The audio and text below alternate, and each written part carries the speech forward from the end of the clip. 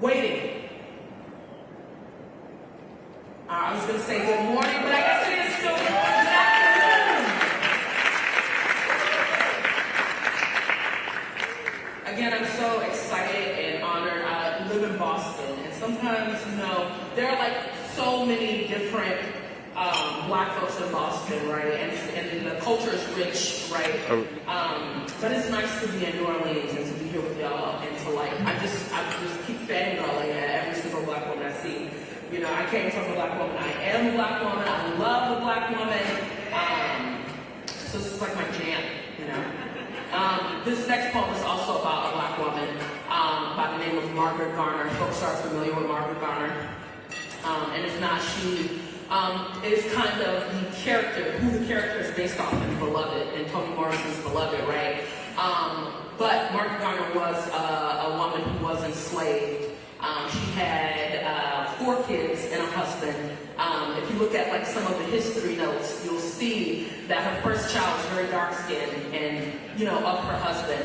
But the rest of them, it looked like came from the master, right? Or she was raped by the master. And so there is the story or the reality is that she and her family ran away from slavery, right? And they crossed the Ohio River. And as they were crossing it, they got caught, right? And while the husband began to fight off these slave catchers, Margaret Garner began to kill her children because she didn't want them back into slavery, right? And she only killed one, right, before they caught her, held a trial to see if she was going to go back to slavery or be killed, and eventually was sold further down south along the Mississippi River into this harsher punishment of slavery, right? So this poem is holding all of that difficult, heavy history. I'm going to ask that you guys move through it with me. The poem is written in 3 parts, right? So it's written one side going down this way, another side going down this way, and then I'll read it across, yeah? So you're going to hear some of the same things. The first side is called Margaret Garner Crosses the Ohio River. And it is in the voice of the Ohio River. Folk stay gunning toward me like I'm the second coming. Like every Medea ain't a god with purpose. Cross me like a crucifix and I will lay Ohio bare. There is no word for a mother who has lost.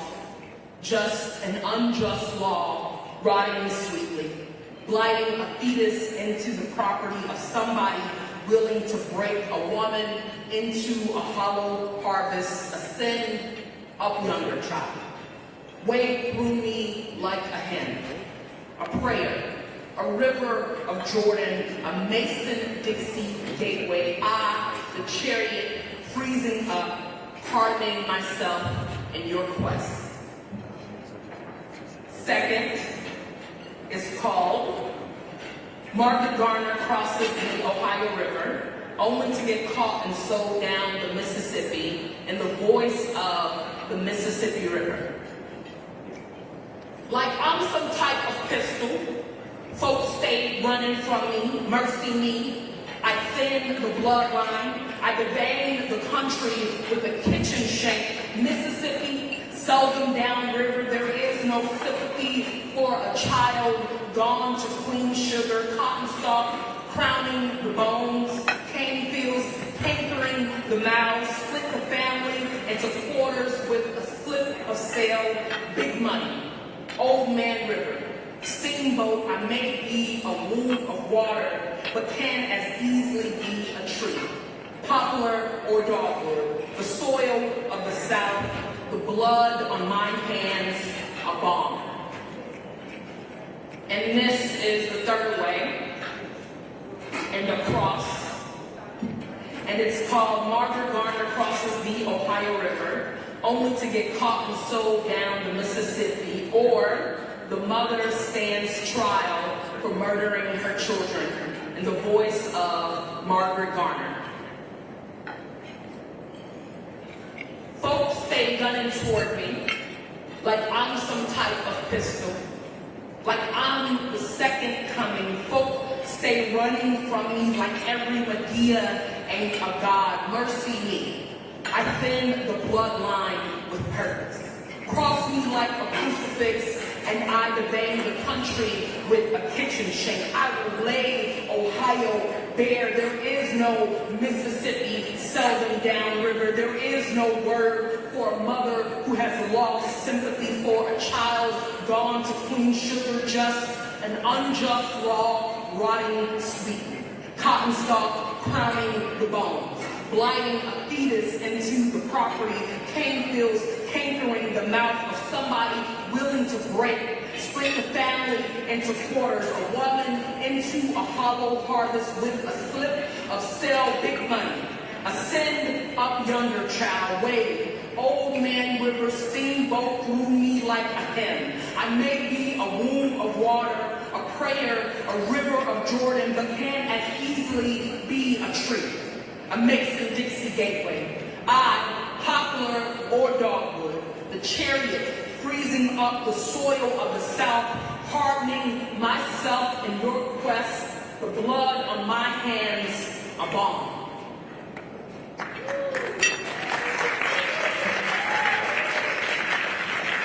Okay, I know it's hard to put on the forks, so I appreciate those claps, though. Yeah, but I'm just thinking about that in all of the ways when it feels like we don't have power. I think somebody said that earlier, right? Like being oppressed, they make you feel like you don't have power, when the reality is we have it all. And I think about Margaret Garner and the choices she had and how she still, chose to take things into her own hands and to claim her own power and whatever capacities that look like, right? This last poem is also about a Black woman. People know Dorothy Dandridge?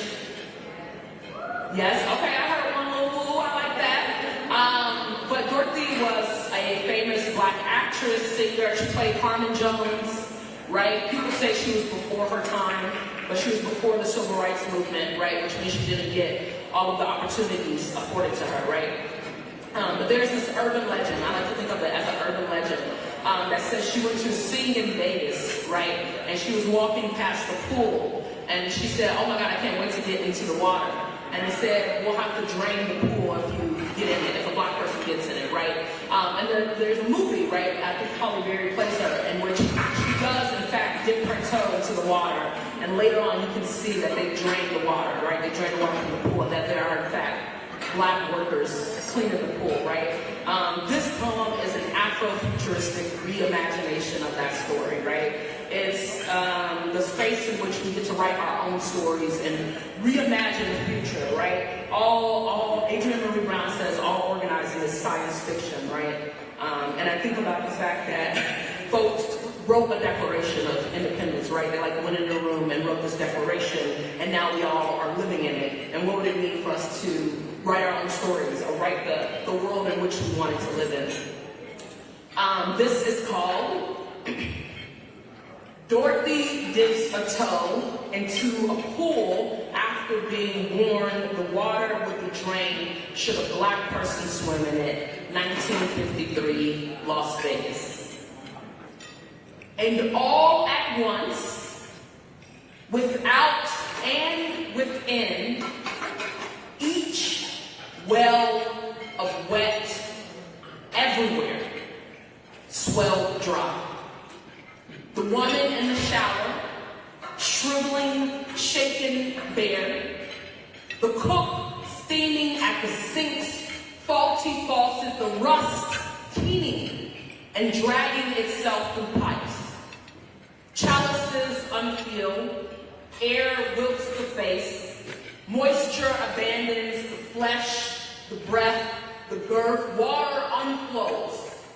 Reruns away like blood from a wound. The swimming pool, brimming moments ago, now hold mothers who hold babies dry sobbing at its base.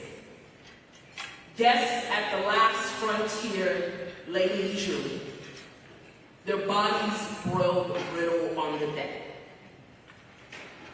The Black spell is the yes cascading over a no.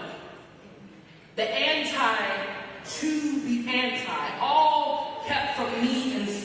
shall spite keep from you with force, and in another land, unpromised, the color blue opens and spreads to blanket each eye.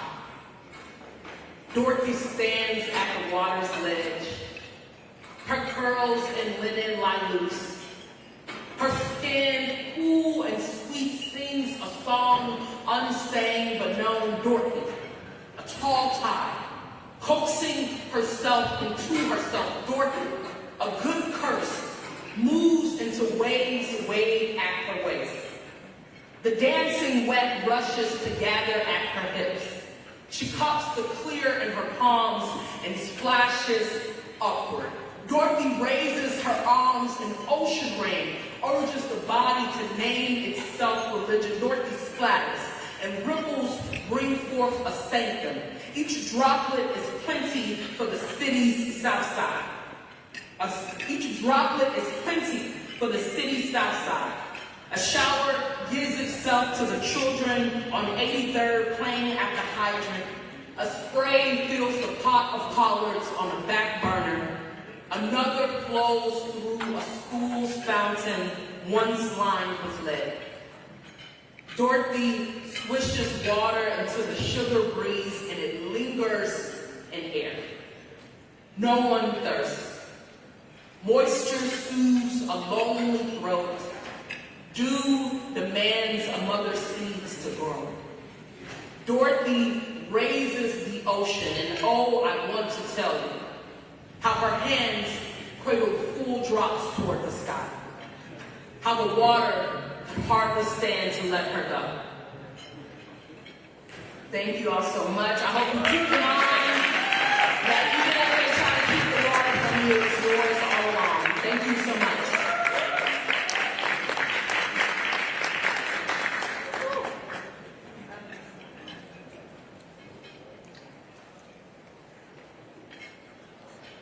Thank you so much, Portia, for those words of inspiration. Thank you for sharing. I would now like to invite DC Marshall up to the stage from Black Women's Roundtable for the formal luncheon program that's being hosted by our wonderful friends at the Black Women's Roundtable.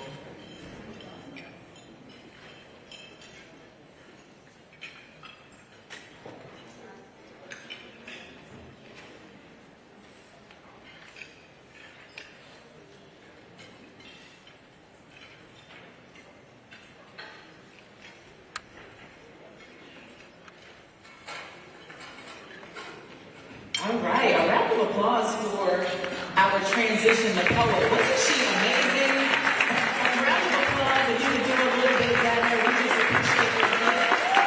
God for you and the way that you and your creative genius were able to bless and encourage the room. So thank you so very much.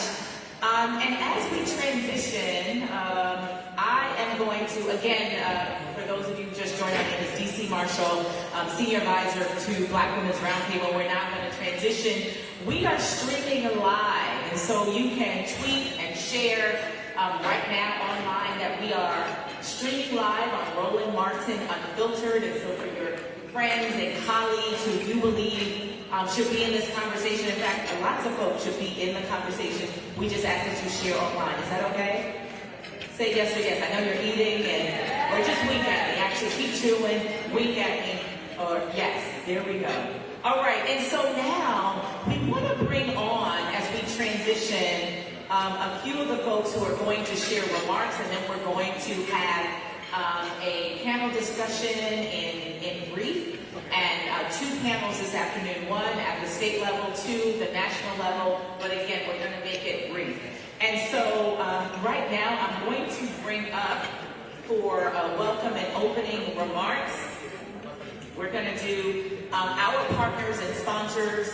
One, Coca-Cola is going to bring remarks, and two, Goldman Sachs is going to bring remarks. And so we are excited and delighted to have, first we're going to have Travis Bergen from Coca-Cola.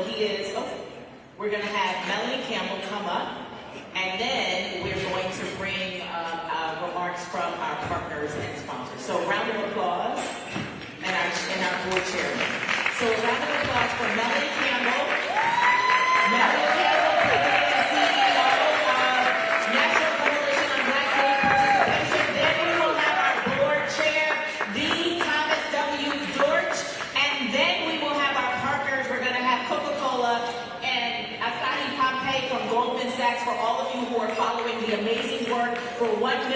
Black women, and in that order. Round of applause now. Can we give our sister D.C. Marshall a round of applause? I practice my license when it comes to teaching. But girlfriends pray, follow D also. You need to have a sister to bring in the spirit and pray. That's my sister. Matter of fact, we're going to need you inspiration. So thank you all, those who are watching online, and thank all of you all in this room for just being here in the moment. Yes, we're here, obviously, for Essence Festival in person, live and in person, and it's a party with a purpose, as Tom Jordan always says. And so this purpose is what we're here for today. I want to thank Oxfam for America, Sophia, who also will come up to bring co-host remarks. Oxfam reached out to us through our sister Joy Norwood, and so we lift Joy up again as she's under the weather, and you know she's here, and all of the Oxfam family. Can all of Oxfam wave your hand, those who are Oxfam folks in the room? And so we're here for a serious continuation from this morning. And this focuses around the power of our leadership as Black women in this country at a time that we need to use all the power and faith and organizing and empowerment and loving, as I said in the last panel, on each other that we can, so we can win this battle against the attack on our rights, voting rights, our reproductive rights, LGBTQ plus rights, our freedoms, our privacy, and the ability for us to lead this nation better for the generation that's here and those yet to come. So I thank you for that.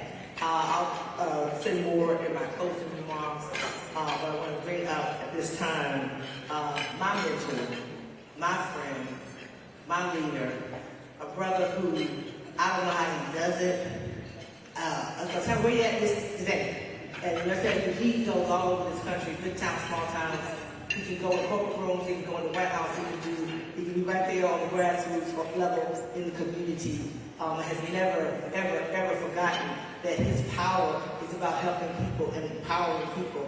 And I was one of those little girls from middle school that he helped empower and saw something in me I didn't see in myself when I was a student at Clark College a few years ago. And it got me involved with the NAACP. It got me involved in understanding my power much earlier than I think I would have had he not, God not brought him our journeys together. And no matter what, if I call Tom George Jr., he will say yes most of the time. And he said yes to 1 year to serve as a chairman. I think it's been 5 or something like that. And we just did a ribbon cutting at Clark Atlanta University where National Coalition named the Thomas W. Dorsey Jr. Leadership, Civic Engagement, Economic Empowerment, and Social Justice Institute after this brother who needs really no introduction for those. He also is chairman of the 100 Black Men in America. He's an entrepreneur. He got a whole lot of folks that work for him, but he still finds the time to pour into community. So I bring on Thomas W. Dorsey Jr., our chairman, Hewitt. Thomas.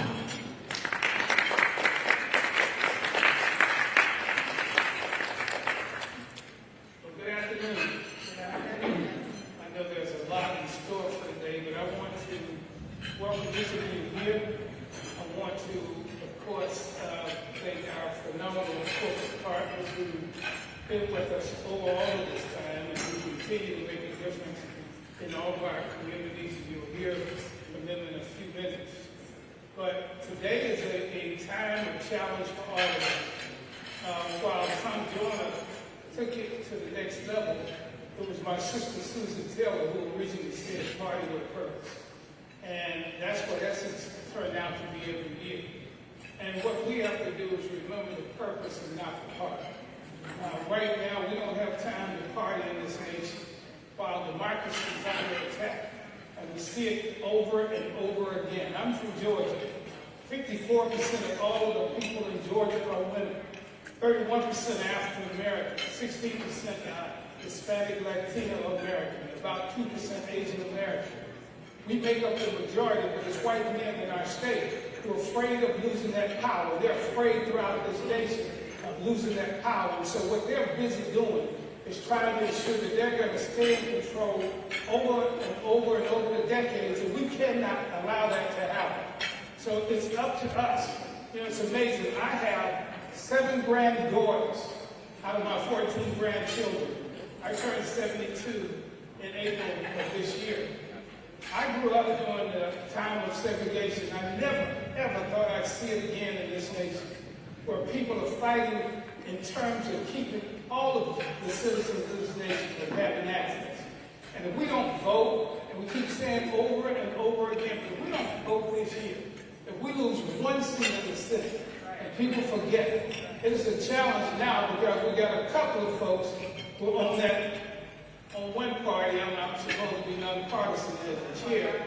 I deal with reality. My mom and father told me, know ye the truth, and the truth will set you free. There are a couple of folks who aren't clear about which party they're in.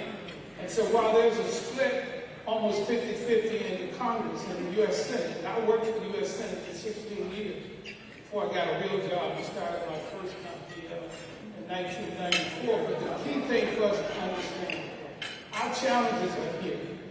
Again, it is the right of woman to choose. Without women, this world ceases to exist. And you have to understand that people forget that women, unfortunately, too many women undervalue their value.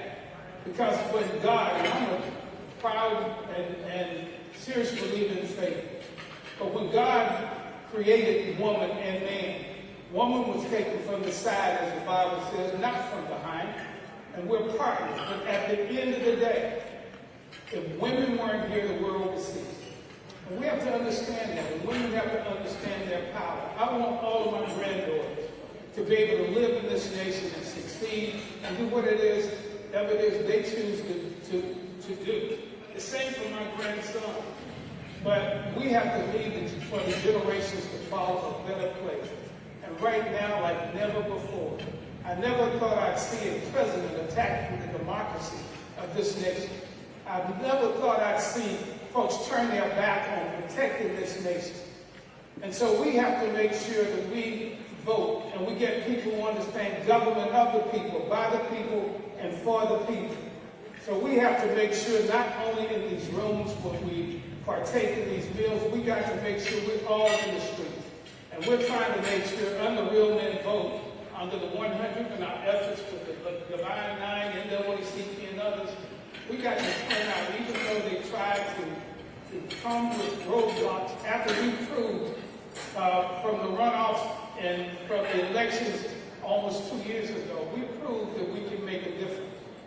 And so while there are challenges, there are opportunities for us to do more.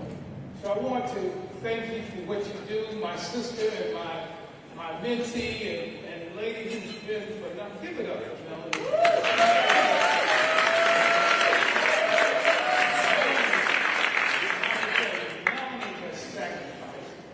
So much for our people.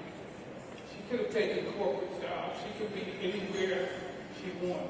But she is a soldier for the battle of freedom and opportunities for this nation.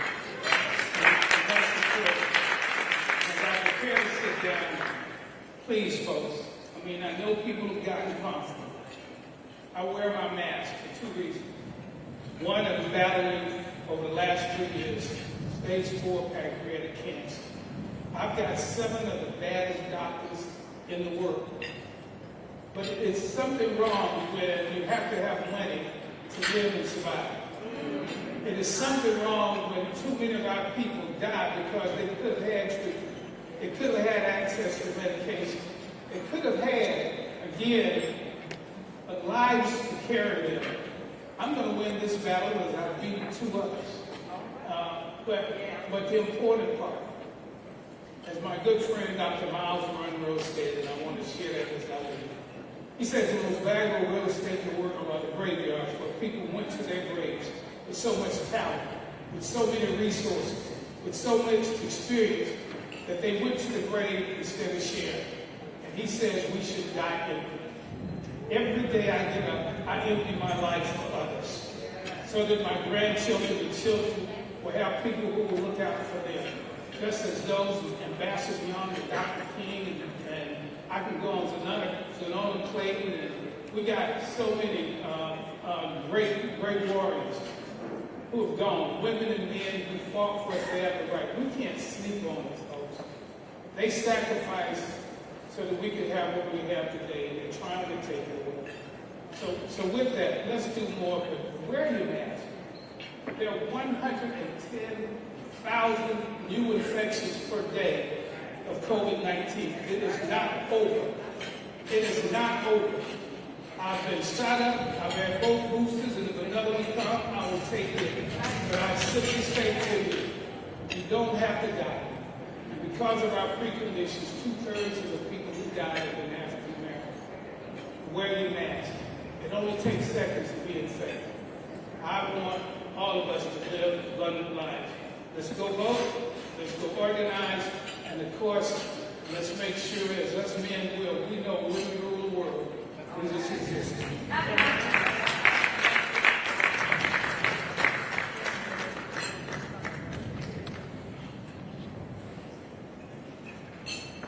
I want y'all to stand up for Tommy Bush.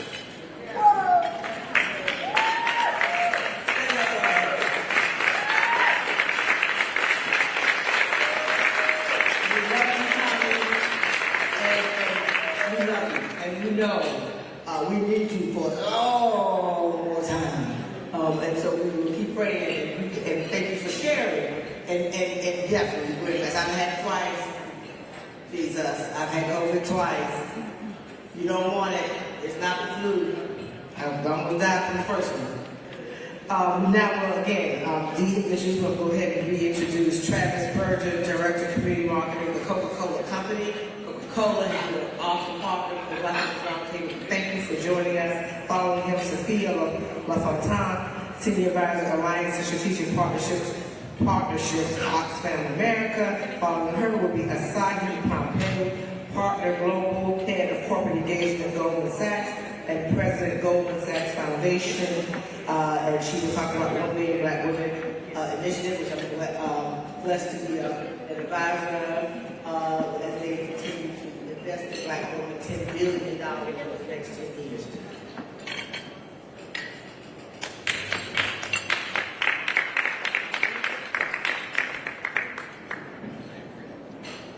Good afternoon, everyone. Thank you so much for the invitation. At the Coca-Cola Company, we are empowered in the vision of uplifting our communities and really kind of being that force behind that mark. So thank you so much for that. It's one of those things where we take great pride in our partnership, right? And you understand what you're going to be doing, and that's steadfastness forward. And it's testament to your organization that we're staying together almost 20 years, right? So we just know that we're here. We're going to always be there.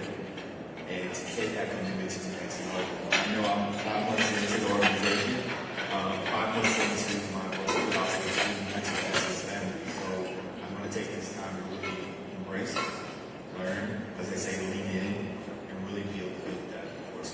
So thank you so much for the invitation, and I look forward.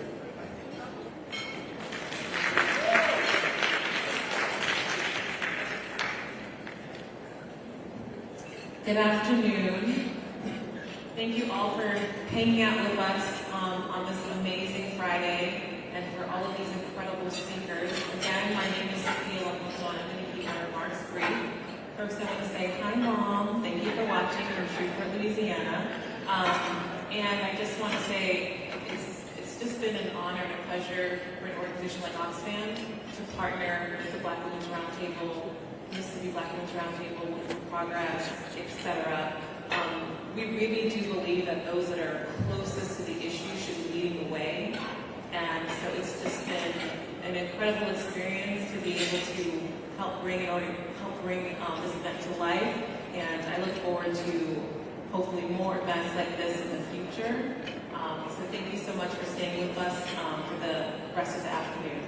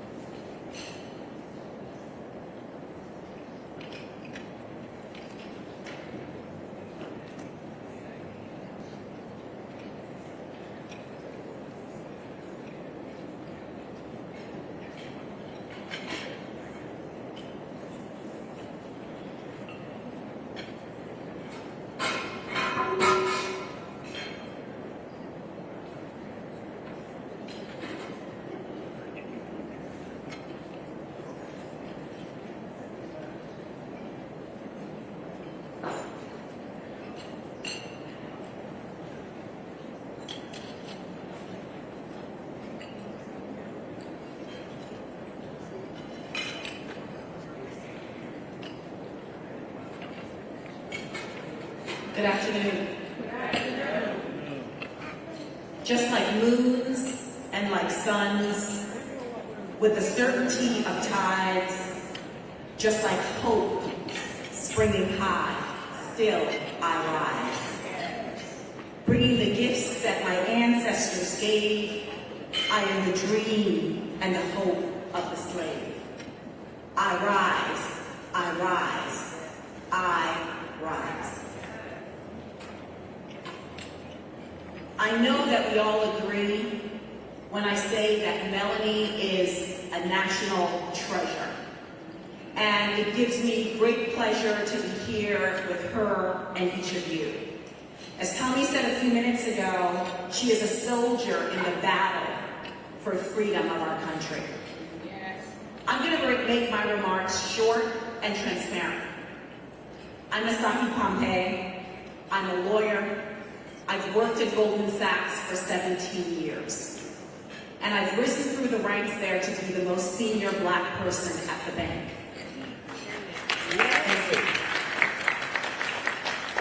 I'm the daughter of Caribbean immigrants. I'm the daughter of Edith and the granddaughter of Blanche. Now, there are three things that I want to share with you. One, awareness. Last year, we launched an initiative called 1 Million Black Women. Simply put, and I know many of you are aware of the initiative, but I want to bring awareness to everyone. Simply put, it is the largest commitment ever in the history of this country, specifically focused on black women. $10 billion of debt and equity investments, and on top of that, $100 million in philanthropic capital to impact the lives of at least 1 million black women and girls over the next 10 years. Yes. Second thing is how this initiative was birthed. This initiative was born of black women, by black women, for black women. Now, we did it through listening tours. We've done 55 listening tours because we know Goldman Sachs, a 150-year-old investment bank, needs help to figure out how to best serve black women. So this was a humble Goldman Sachs, this is a listening Goldman Sachs that says this must be, and I'm going to say that again, must be co-created with black women. And so we've been conducting listening tours, and this is an invitation. We'll continue to do listening tours. Join us. We need you as to how to deploy that $10 billion in terms of investment and philanthropic capital by black women, for black women, with black women. We know that black women are foundational to our families and to our communities, but even more so to this country.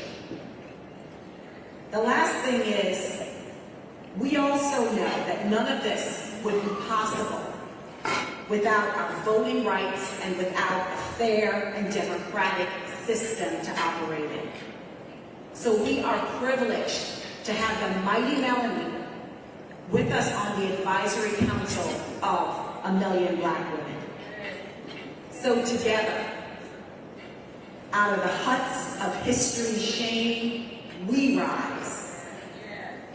Up from the past that's rooted in pain, we rise. Join 1 Million Black Women. I thank you very much.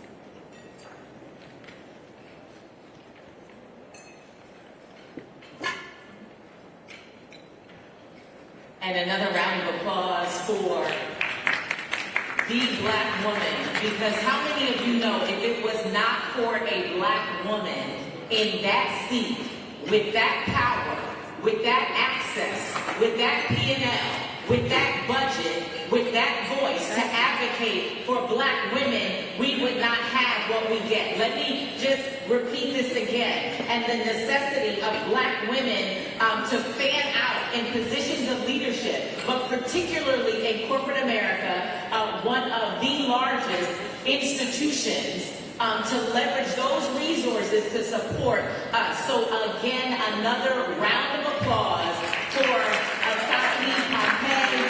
We thank God for you, my sister. We thank God for your mother, your grandmother. I felt the energy. I felt that. And so again, we are grateful for that. We're going to bring up the state panel.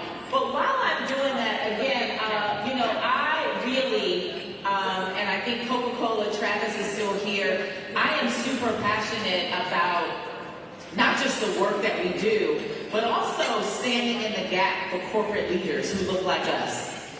Because I know they go to the table for us, and it's often not easy. And so keep them in your thoughts and in your prayers that while we vote people into office to advocate for us, we also should hold space for those who are also in corporate positions to make sure that the resources continue to support folks who look like us. Does that make sense? Say yes or yes? Yes. All right, yes and yes. And so now, without further ado, I am going to bring up the state panel, and I want to welcome you all to this discussion. A very timely discussion, a continuation of what we talked about and some of what you heard this morning. So I want to welcome you to the Black Women Leaders Power Table Talk number 1. And I'm going to have them introduce themselves and really just connect the dots from the conversation that we started this morning. So a round of applause for Helen Butler, Luana Brown, Olivia Duncan, Letitia, actually Tamika Ramsey, the Honorable Sheila Tyson, Anaya Vines, Cassandra, and Stephanie Williams. Round of applause. And so, who you are seeing here on the stage is an extension of the Black Women's Roundtable and the leaders on the ground. And so what we're going to talk about today is really connecting the dots. Our theme is our bodies and our votes. And so we really want to hear from these state leaders. We want to hear from them what their thoughts and their insights and their views are on the ground, because they have a very unique perspective.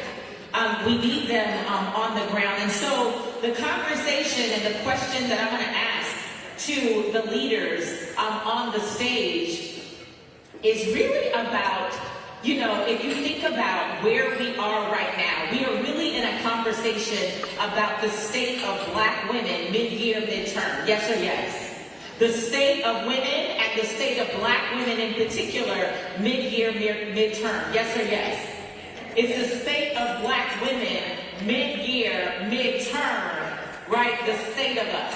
And so the question and the insight that we are looking to hear from you, this illustrious panel, is really 3 things. And we're going to pass the mic and we're going to try to do this expeditiously. Melanie is so generous and she always wants to make sure that the leadership is elevated, and rightfully so. But the question is, question number 1. Is the current state of women and reproductive rights. We want to hear from you, in brief, the current state on the ground and where you are as it pertains to reproductive rights. That's question number 1.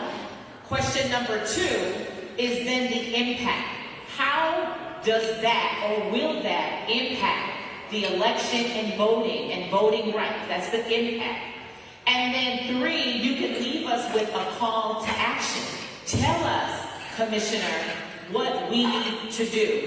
Tell the folks who are streaming, give us one thing that we can do. We don't want to just continue to, right? About it, Tamika. We want to hear the call to action. So we're going to move from right to left, and then we will wrap up.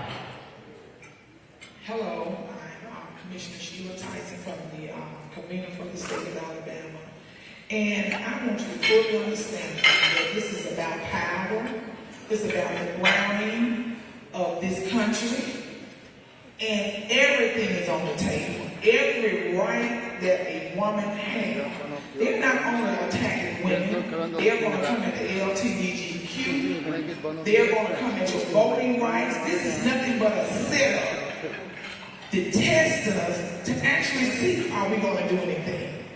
They are going to see have they divided us enough to where they can stop us from moving on anything.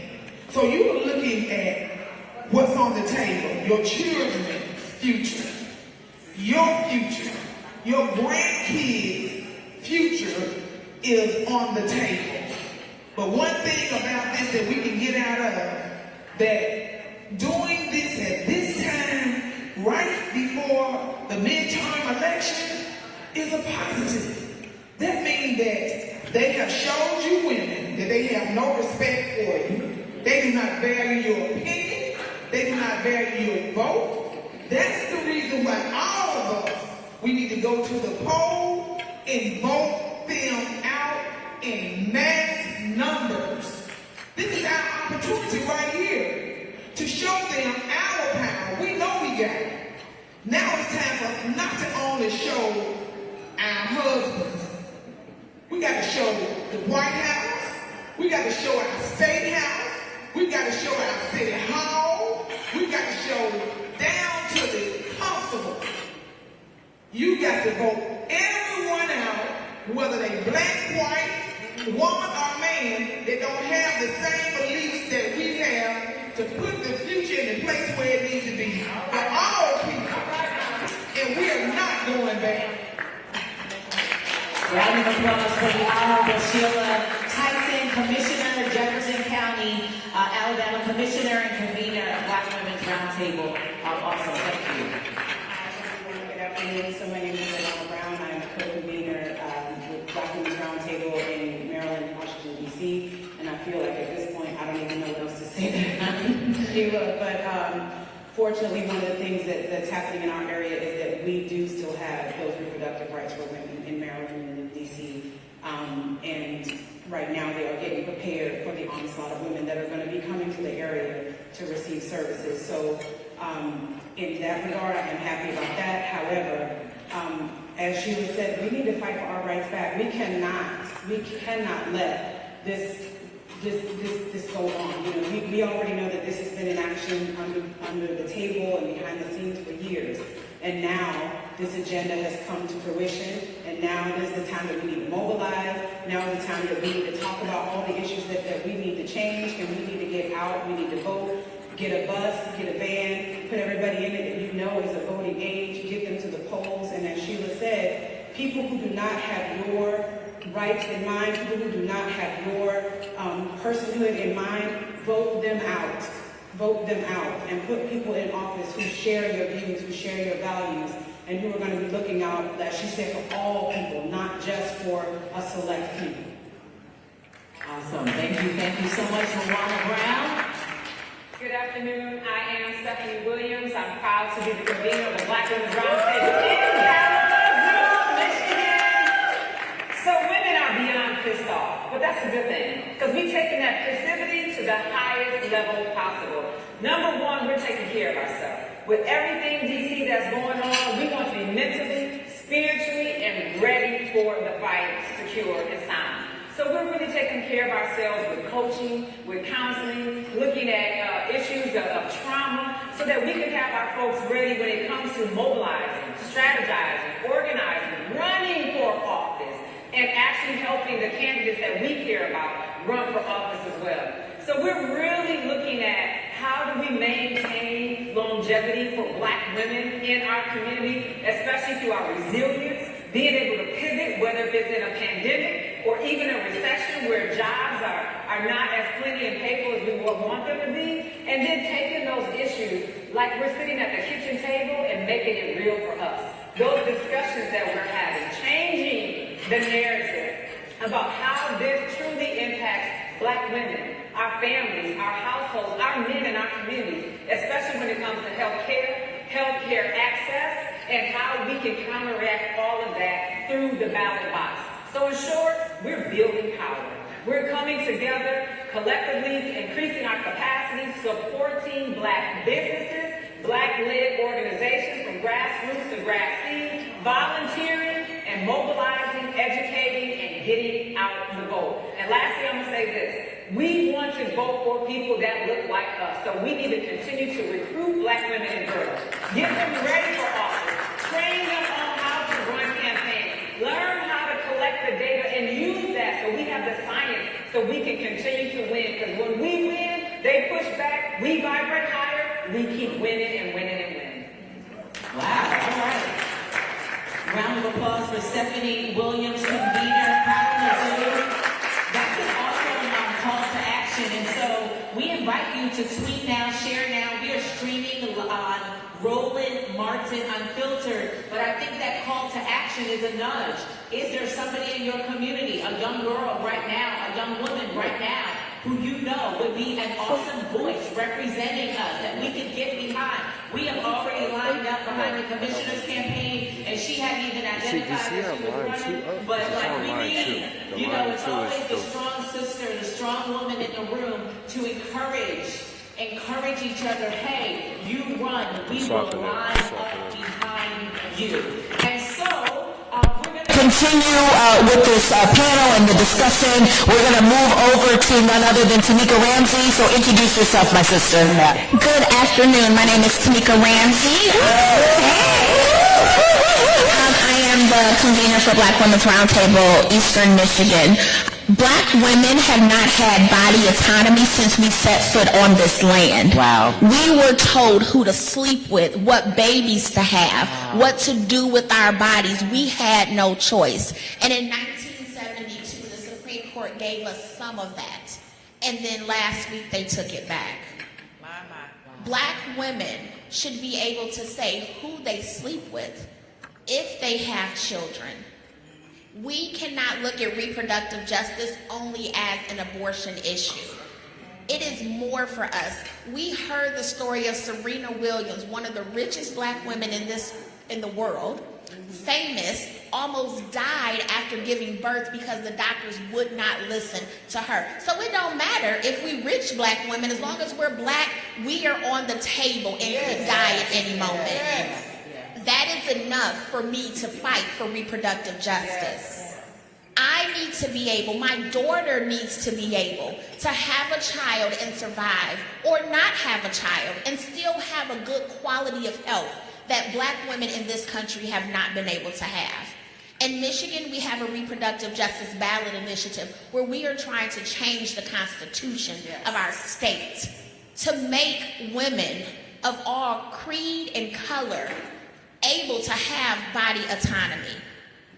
That is what we're fighting for. And I'm so sorry that in 2022, that women, young girls have to fight because we've already fought this and won.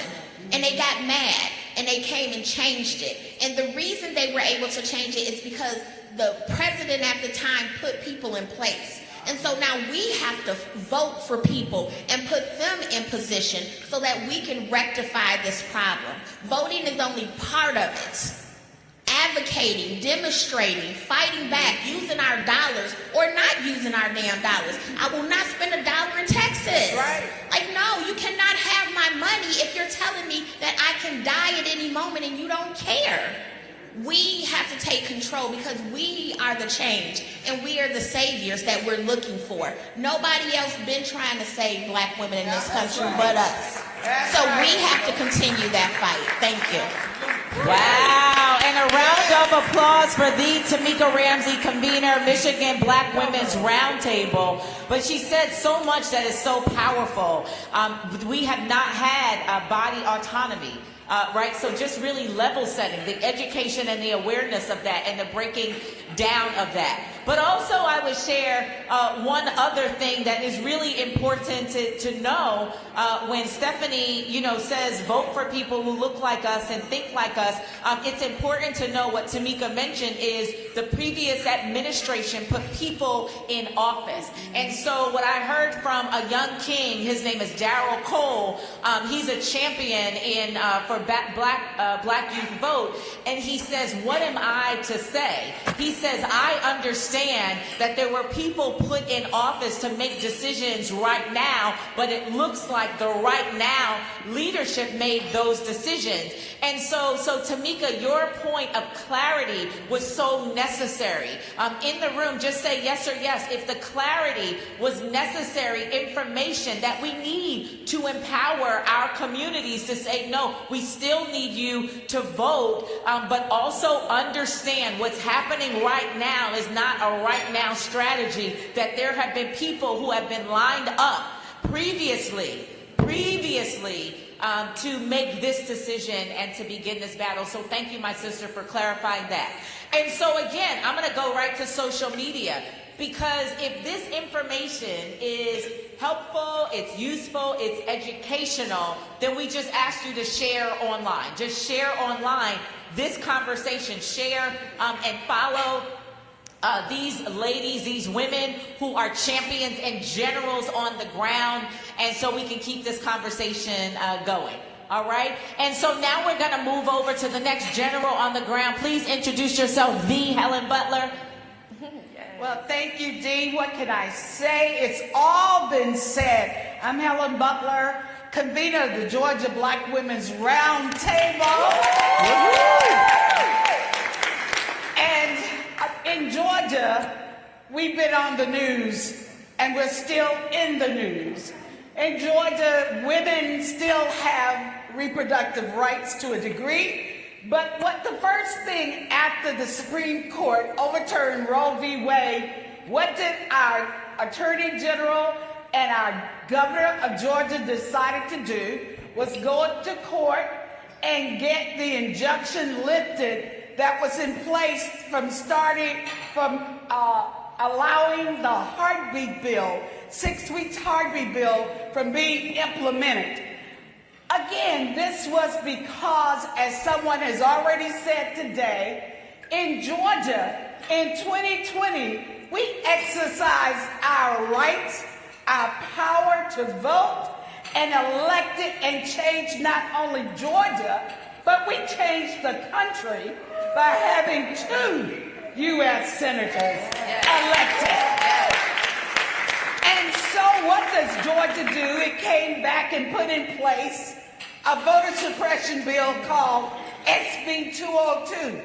But despite that, we still had a large turnout. We're educating people about the problems and the barriers that are in place. But we are not going to let them steal our joy. Because we understand that power that we have in our vote, numbers matter. Did you hear me? Numbers matter. So if we turn out in massive numbers, we can overturn all of these barriers that they're trying to put in place. So we've got to be good stewards. Someone said earlier in the panel that we must act 365 days a year. So we've got to register people to vote. Yes. We've got to educate people about the issues, about the candidates, and then we got to mobilize them. Yes. You've got to get them to the polls to turn out to vote. But the other thing is, we've got to protect that right to vote. Yes. In Georgia, they decided to change the composition of officials who implement election laws. And they'll be doing it for other things as well. But guess what? You can become an election official. So be a poll worker, be a poll monitor, be out there assisting the voters to exercise their right to vote. Call 866-OUR-VOTE. It's a national hotline that you can get your problems answered. So don't be deterred. 866-OUR-VOTE. We're there to make sure you're engaged. And as Dr. Lowry said, voting is a sacred right, but it is also a moral obligation. So, ladies, black women, we are a majority in Georgia. We can rule. Women are 52% of the voters, registered voters. So we have the power to do anything we want. Power.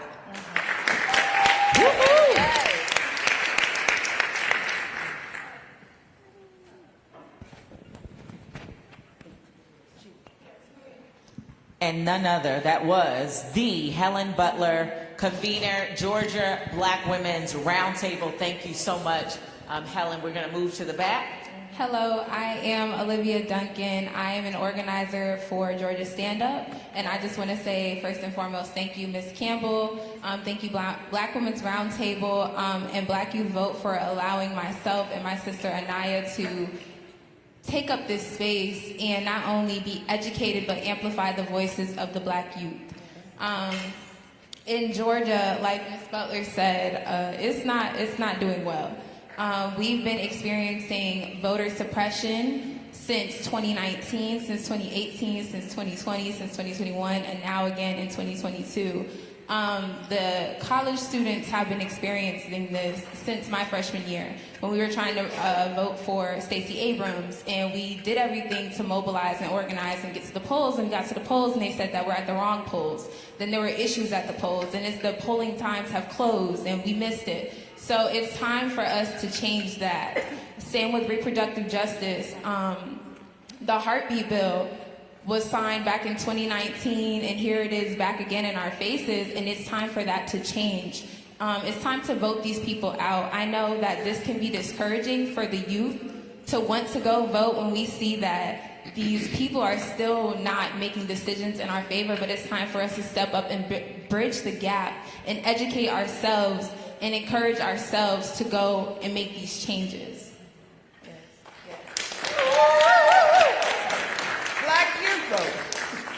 Hello, hello, everyone. Hi. If everyone can repeat after me, it is our duty to fight for our freedom. It is our duty to fight for our freedom. It is our duty to win. It is our duty to win. We must love each other and support each other. We must love each other and support each other. We have nothing to lose but our chains. We have nothing to lose but our chains. Thank you. That's a segment of this. But hello, everyone. My name is Anaya Vines. I am a graduate of Howard University, HU. I am also the founder of a nonprofit organization called the Live Movement, a national HBCU coalition, standing on the foundation that we must live for those who have died. Shout out to Miss Melanie, shout out to Black Women's Roundtable, to Georgia Stand Up, Miss Deborah Scott. Thank you so, so much, and of course, Black Youth Vote. Action item that I would say for those of my generation and those that are coming after me, just because the Roe v. Wade might not directly affect your state does not mean it does not affect you. Yes. When one woman's rights is affected, all women's rights are affected. Yes. That means that they do not look at us, women, as people. Our human rights are being affected. So I believe since 1972, behind the scenes, there has been active movement so that here, at the time of 2022, Roe v. Wade is overturned. They have not stopped. So we cannot stop. Yes. Our generation cannot stop. Yes. Our leaders cannot stop. Particularly our Black students cannot stop. I look at HBCUs and I see a plethora of opportunities because you have one space in which Black students, when men and women come together, they are at an age where they can vote. Yes. That is a prime opportunity to mobilize. So my organization focuses on training for mobilization on campus and off campus. These are prime opportunities. So I believe that if we focus on mobilizing students in particular and just uplifting HBCU students for doing that, I feel like there will definitely be a push in the voting polls. And also, just to be completely frank, and I was thinking, should I really say this, but a lot of people don't understand, especially those that overturned Roe v. Wade. Just because that's been overturned, that does not mean abortions are going to stop.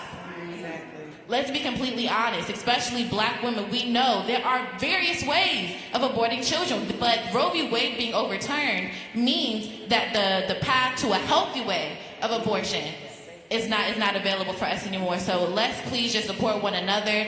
Though again, it might not be affecting your direct state, does not mean it affects you. If our rights are under attack, we must stand up and fight back, because no one's going to fight for us but us.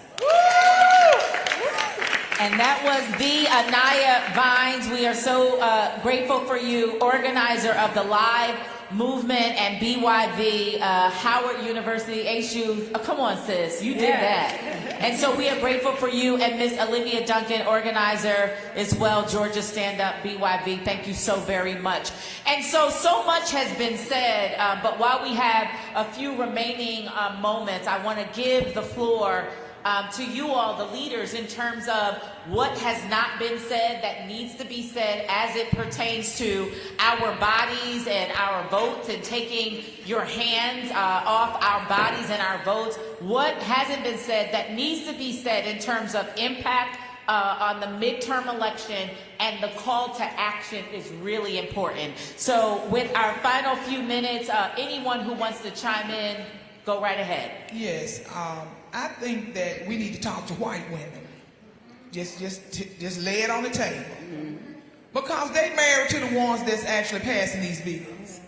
You're going to tell me that your daughters, all of their lives is at stake, but you have no control and no power in your own home? You can't tell me that. Start closing those bedroom doors. And your legs while you're at it. What? And then open your mouth and tell them that they are not going to treat women like this. Because that bill affects your life whether you believe it or not.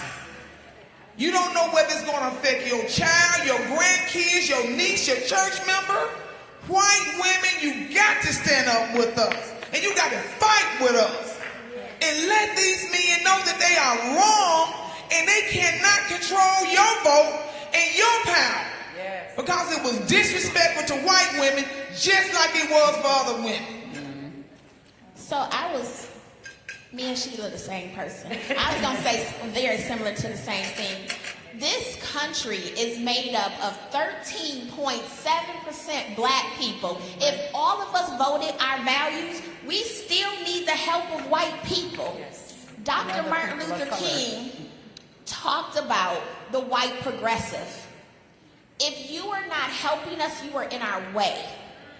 And that's the simple conversation. I have white friends, we have difficult conversations all the time. Because if I can't have these conversations with you, you are not my friend. If I am fighting these battles by myself, you are not my friend. And we have to call people out. Yes. If you are not fighting with me, you are in my way. If you are not helping us, you are allowing us to be killed. We need to get a backbone. We need to say, I'm not dealing with you. And be okay with that. And then support the ones who want to learn, right? Because this cannot be the suffrage movement all over again. It cannot be we working together as women until white women get what they want and then they leave black women behind. Black women not going for that shit no more. And I've been trying not to cuss. We just not doing that no more. So we have to start having those difficult conversations. That white coworker that came up to you in tears when Roe v. Wade, girl, how your mama vote? Did she vote for Trump? Did she vote? Let's have those conversations, because that's how we are truly going to move this country forward, right there. All right. Powerful, powerful, and we needed that. We needed the conversation to open up, and it's not going to be a comfortable conversation. So I'm grateful for these leaders here. And as we wrap up, I'm going to say, because this is a room live of us, right, women. And then we do have a live stream audience, but again, with the comment of expanding the conversation and speaking with other women, white women, and even Asian women and Latinas and all women, we really need to start that here. So we are streaming live now on Roland Martin Unfiltered. We are also streaming live on NCBCP Black Women's Roundtable on Facebook. And so we want to ask you right now, again, to share online. We'd like to have a conversation. We need a broader conversation, as Commissioner Sheila Tyson mentioned and Tamika Ramsey. We need to have a broader conversation, a unified conversation, if we're going to continue the conversation and advocate for hands off our bodies and hands off our votes. So if you could go to, again, online, follow NCBCP_BWR to engage others in the conversation. That's the one thing that we would ask. And for those of you who are streaming, in the chat right now, whatever it is that you think needs to be said or added to the conversation, we invite you to chime in. We invite you to share. Hit the share button so that we can expand the conversation.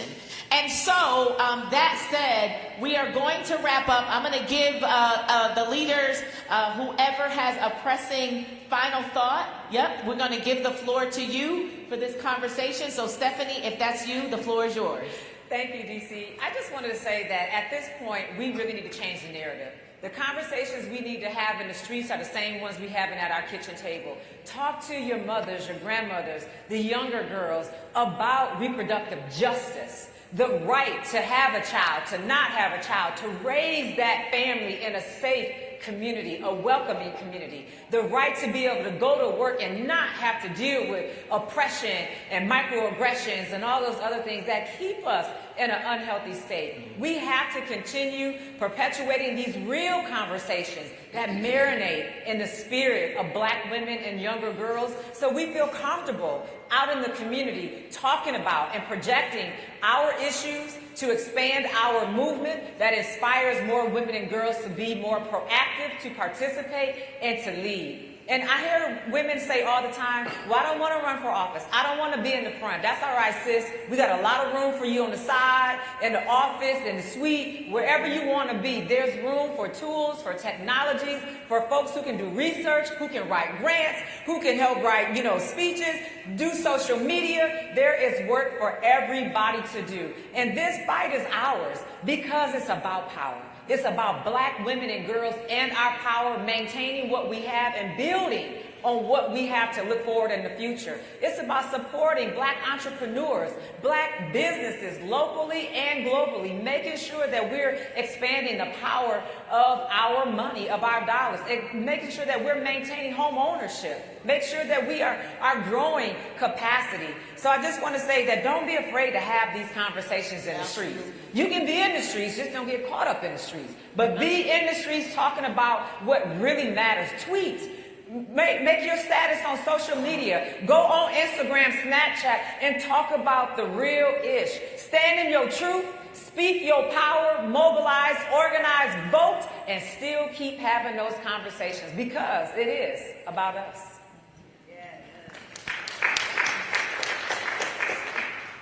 I would also say, I'm very loud. You guys can hear me. No, we're streaming. We're going to ask you to wrap it, and then we're going to transition. Right. Awesome. I would say to those, especially around my age, please, please, please educate yourself. Don't just think that scrolling on social media on your TL, that means you are updated on everything women's rights. That is not the case. If we want to adequately fight for us and for women in particular, Black women specifically, we need to know what we're fighting against. We need to know the history of women's rights. We need to understand that at the front of every revolution, there has always been Black women. We have been the foundation. We have been the backbone of every major change in America, even before the creation of America. It has been us. So making sure that we educate ourselves, don't take just whatever anyone says to us as bond, but making sure that everything that we have in our brains, we are doing the research to make sure that we are actually making change for our people. So please, please, please educate yourself, not just social media, but let's hype up some stuff, let's do some research and get the job done. Awesome. A round of applause for this amazing panel.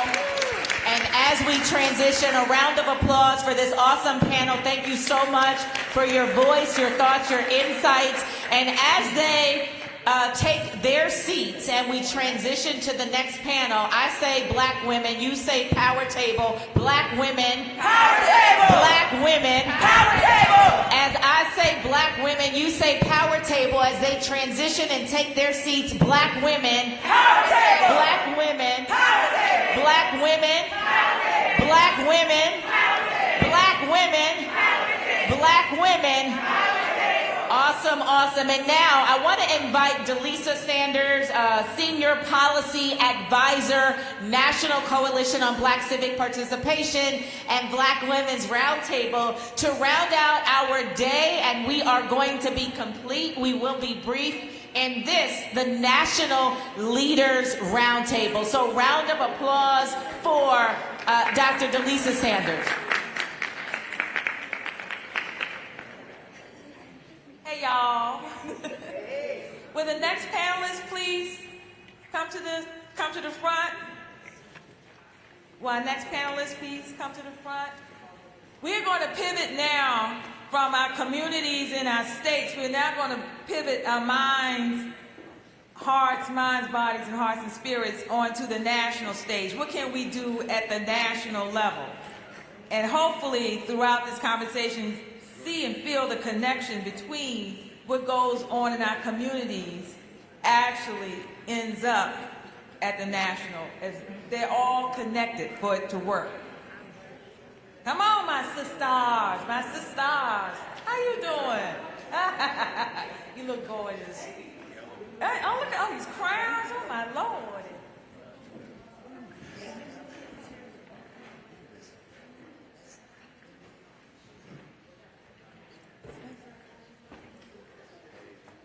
Okay.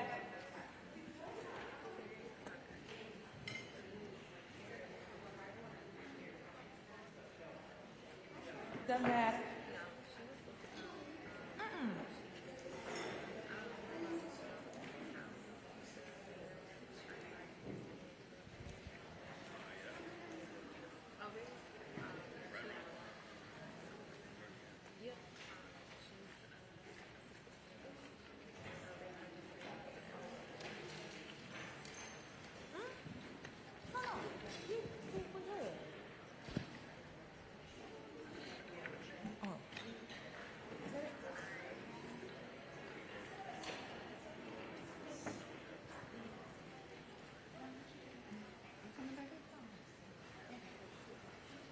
Ready?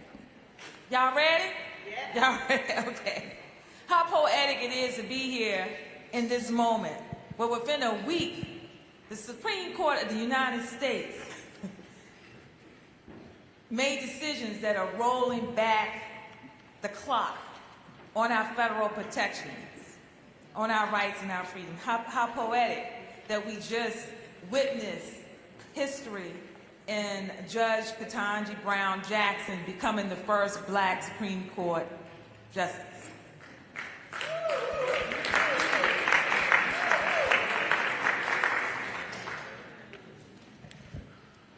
I am going to ask each of our panelists to give us your own self-introduction, which includes your name and your organization, but something very powerful and impactful that you would like to share with us.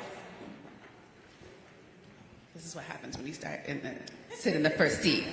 Hello, y'all. My name is Nervese Flint. I am the Senior Director of Black Leadership and Engagement at Planned Parenthood Federation of America.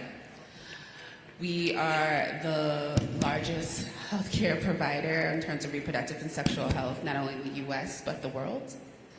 And what was the second part of that question? It was just introductions? Okay, all right. So I'm here, I'm happy to hear, I come out of Los Angeles, California. I use she, her pronouns. Been a long time into the reproductive justice movement, and so really excited and also heartbroken to talk about where we are today. So, thank you, Delisa. I am Felicia Davis. I am the proud convener of the Clayton County, Georgia Black Women's Roundtable, the county in Georgia that put a new crew in position.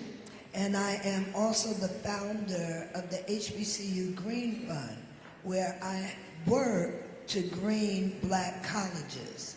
And I am so pleased to be here, learning now that the future is indeed Black, and climate change is real. And so as we talk about the quartet and move forward in terms of these Supreme Court decisions. There's one that I will particularly lean into. And so with that, I will pass the mic. Thank you. I hope everybody can hear me. I'm Jocelyn Fry, and I'm the president of the National Partnership for Women and Families in Washington, D.C. And it's a privilege to be here with all of you. Thank you, Melanie, for your leadership in convening us. Thank you, Delisa, and your work. And the National Partnership is a 51-year-old women's organization, and I am its third president. I'm its first Black woman president. And it's exciting to be here, and we work on a range of issues. But you asked us to introduce ourselves, and I think in many ways the most important thing for you to know about me is that I am the daughter of Lily and Kenneth Fry. You may not know them, and they have now gone on to their makers, but that tells you as much as you need to know about me. They were both, they grew up in segregation. They both moved to Washington. They became federal government workers, and they sacrificed enormously to give me every opportunity. I am most assuredly sitting here with you today because of that. I'm going to places and being in spaces that they never thought that certainly they would be or that I would be. So I carry that legacy proudly, and I think in many ways that's the most important thing to know about how I got here. Thank you. Peace and blessings, everybody. My name is, well, first giving honor to the beautiful Black women in this room. I'm really grateful to be in this space. Thank you, Melanie, always for creating these opportunities for Black women to gather in such a powerful way. But my name is Monica Simpson. I'm the executive director of Sister Song. We are the National Reproductive Justice Collective for women of color, folks. And about me, so I am a country girl born and raised in rural North Carolina, and I have been organizing and doing work in the South my entire life. I am a fine-ass auntie. I take that very seriously. I love being an auntie. And I am also a proud Black lesbian. Happy Pride. We just wrapped up Pride Month. I think that's very important. That's important, the identity of who I am and how I do the work that I do. And I am a true lover of Black folks. And I do this work because my love for Black folks runs so deep. And so, yeah, it's just an honor to be on this panel with all these beautiful folks, and I'm excited to get in this conversation. All right. Now, I want to examine things again from the national stage. And again, keeping in mind that with the Supreme Court, some of the decisions around our reproductive rights, impacting our voting rights, and it ruling that the Environmental Protection Agency can't protect the environment. That's like, what? Okay, so on the national stage, we are always looking at U.S. Congress, right? And we're also looking at the midterm elections. What can Congress and the Biden-Harris administration do right now to protect our rights, in spite of what just happened? Well, I'm happy to start. I'm sure other people will weigh in. You know, I think there's no mincing words that what the Supreme Court did was devastating, and intentionally so. And you can't sort of eliminate a right and not have a powerful effect. That being said, there are things the administration can do. Now we're hearing about states that want to restrict the right to travel. The administration can be clear, and I think the Department of Justice has spoken about the importance of making sure that people know that they have a right to travel. This is a constitutionally protected right. Nobody should believe that they cannot travel from one jurisdiction to another, and they should make that clear with every state. The other issue that comes up is that people, I think, have a sometimes outdated notion of abortion and abortion care. There are a range of ways to access abortion, including through medications, and it is important to have that access preserved. Again, the Department of Justice has already spoken up and said that if people want to utilize different medications that are FDA approved, that they have the right to access those medications through the mail, and they're willing to stand up for those protections. That's really important. I think that there are other implications around access to contraception and just other healthcare services. There are some requirements under the Affordable Care Act, and even under Medicaid and people's ability to access those sorts of services. So I think that the administration can do a lot to speak up on that, but I also think that they just have to be bold and unequivocal that this is a ruling that cannot stand. Right. Like we should not accept it as anything but a politically driven effort to deny women and people who give birth their rights. And they need to be bold and loud and consistent in saying, we will fight it. We will fight it at every place we can, because it is unacceptable and it is inconsistent with what we know about the Constitution and our rights generally. But that's where they can start. I think you said that so beautifully, and I'm so glad you said it first, because I don't have the nice words to say what I think they need to do, right? I just think this administration needs to boss up. Like that's what they need to do. They need to stop playing this little pitter-patter game and actually take off the gloves and do the work. Right? So yes, we have our role to play. I know we're going to talk about voting and the power of that, and all of that's important. But if we don't have folks who are willing to stand in the ways that we need them to, unapologetically, by any means necessary kind of attitude, then why are you in this office, right? I don't understand. So I think I'm coming with, I appreciate those who can put it with this, give us the right things to say, and I lean on these folks right here. Because I'm ready to say, get off your asses and actually do the work that you were put in your position to do. Our previous administration used everything and then some to put us in the situation that we are in. Why are we not doing the same thing? And not trying to say we're trying to be like the opposition, but it is important for our people to use their power that they have to the fullest extent of that and do that thing for real, y'all. So I think I'm coming with a lot of fire today, in case y'all haven't noticed. But I'm ready for them to boss up. Anything else? So I just want to jump in so that we don't get confused. So, if you looked at the Washington Post, they said a trifecta. So we're looking at Roe v. Wade, we're looking at EPA, we're looking at an interesting border decision. And before that, it was guns everywhere, right? And so what we divide up, and my sisters to the left, they're going in hard on Roe, and we know the impact. But this is that thing of you got to know your history or you'll repeat it. This folks. That's right. There's a bunch of folks that always have an agenda with a very, very few. So I want some white folks to understand, look, you weren't included either. They're coming up for yours as well. The folks on the plantation, there wasn't a whole lot of folks in the big house. It was just a little crew over there and everybody else served them. So that was the plan, and now there's a movement to say, how can we, the few, control the rest? And everybody, so the only way that can happen is if some of us work on Roe, and some of us work on the environment, and some of us work on that, and we miss the bigger picture. And then the other thing is our numbers. They got black folks in the mindset that we 13%. I travel. And everywhere I go, there's black people. Everywhere. I go to South America, there's black people.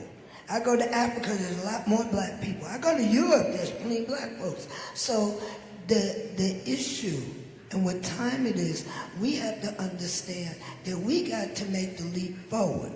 We can't do what we've done.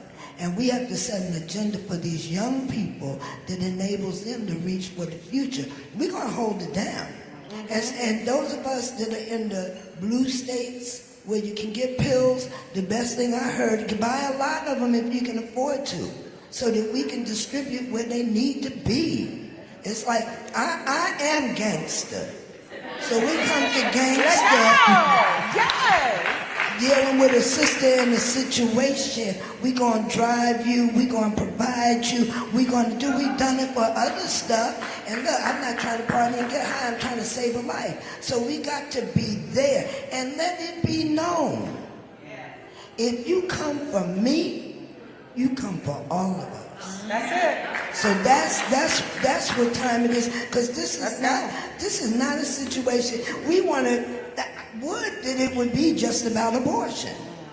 It is not. You want the whole body. Mm-hmm. You want my body again. And on the strip of the women that I know that served in that way, not this time. Not this time. All right. Did y'all hear that? Yes. I mean, I feel like everything that's said is already said. So ditto everything that folks just said. The only thing that I would just raise again, and I'm gonna pick up where you put down, is that we need to be intersectional and creative. So what does that mean? That means that even though this conversation is about abortion access, we know that Black women are not just about abortion access, and abortion access is not just about abortion. It's an economic issue, it's an environmental issue, it's a criminal justice issue, it's all these other things that come into our lives. So our administration not only should be thinking about Roe, it should also be thinking about how do we make sure that the lives of Black women, regardless if they want to have an abortion and or keep their pregnancy, right, that they are creating the conditions for that to happen. Mm-hmm. So we also need to be keeping them accountable of what does it mean to have fair pay. We also need to be keeping them accountable of what does it mean to also have paid parental leave. What does it mean for us to be thinking about this full range of things so folks can actually give themselves options? Because abortion access is more than about, oh, well, I just woke up and I just don't want to be pregnant. Mm-hmm. Even though sometimes that is the question, or sometimes that is the answer. Abortion access is about all the pieces, because we know that most people who have abortions are already parents, right? We know that, so they are making, and most times they are making economical decisions. So how do we also address those issues as well? So when folks tell you that there is nothing to do because of the Congress and the way it's at, don't believe them. That's right. Tell them that there are many things that they could be doing around abortion access. There are many things that can be doing around reproductive and sexual health access. And it doesn't just stop at one piece of legislation or one court case. Mm-hmm. That's very important. But I'm hearing a common thread is tell Congress, which pivots me into where we're headed. We're headed to the midterm election. Well, we vote folks in and we vote folks out. What should we be thinking about right now? Also planning, preparing to do for the midterm to impact what's going on? I'm gonna start first. Yeah. Yes, ma'am. I don't want to follow y'all anymore. I think there's a couple of pieces. One, we need to get out and vote. But we also need to hold our folks accountable. I think it's no secret that Black women vote. And we vote at high numbers. We get out there, older Black women, our more seasoned Black women are one of the highest propensity voters in the country, right? But we need to also make sure that our vote is getting paid off after they get into office. So what do we also do after the voting? How are we holding them accountable? Are we asking them questions? What are you doing? How are you helping Black folks? And then after, make sure that they are actually holding the folks accountable. We can be asking elected officials right now, where are your stance on abortion access? Where is your stance on all these issues? Just because you came to my church doesn't mean that you got my back. So we need to be also having all of those conversations and having them answer to Black women in particular and Black birthing folks. Mm-hmm. So I think that's the first piece. I think the second one, this is not normal times. So we can't be acting normally.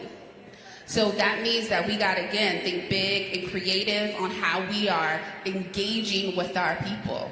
So that means we might have to have roundtable discussions in our living rooms. We might have to have roundtable discussions in our bedrooms.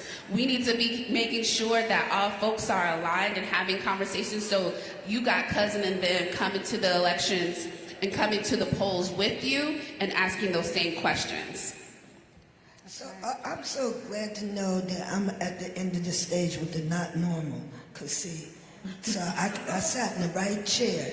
Because while I'm working to get everybody that I can to vote, we have the opportunity to lift up things. We can say, oh, your choice is this. And we have a Reverend Warnock from Ebenezer that's articulate, educated, the examples. So it's like, you can go with this or you can go with that. I want to be a little bit ahead. So where I am in the curve, let's make voting mandatory for anybody that gets a government amount or pays taxes. Now, it's not going to probably happen, but that's my position. Let's make voting mandatory. What is that? That is going beyond where we are. And then I want the people with the Constitution to explain, let them get on the page. And no, we don't want to do that, because they've had me running against a flow. So I want to change the flow of the river and say, anytime we're in a state where people can visibly try to tear down the government, we need that big change that you're talking about in a bigger vision. So make it mandatory. So in my conversation with young people, I'm saying, yeah, I'm working hard to make sure you're going to have to vote. So you might as well practice now. And that's the way, and thinking that's ahead, because we keep on fighting from the rear. While people, and any time we win, folks start shooting. So we have to have an analysis that deals with, white men wanting to have it all for themselves only. And a strategy that, yes, we get our community to turn out because we show the example. What we pick is better than what others pick. And we move from there. Now I have the challenge of following you. I completely agree with what they have said. I think what I would say to anybody, in addition to obviously vote and why that's important, is that all of the issues that we work on are connected to each other. It is not just about your issue. And we have to get out of the mindset that as long as I have what I want or I have my issue protected, that I'm not affected. That's not true. And we have to be clear that even though the conversation at the moment is about abortion and abortion access because of the Roe decision, that is not the only reason why they fought on Roe. That was not the only reason that they stacked the Supreme Court. This is a conversation about power and about control. If you look at the decision from Justice Alito, he tries to dress it up, but he talks very little about women. Doesn't say much about all the issues that we care about, doesn't say anything about that. Tries to just say, this is just a little bit about abortion. We're not going to touch all these other issues.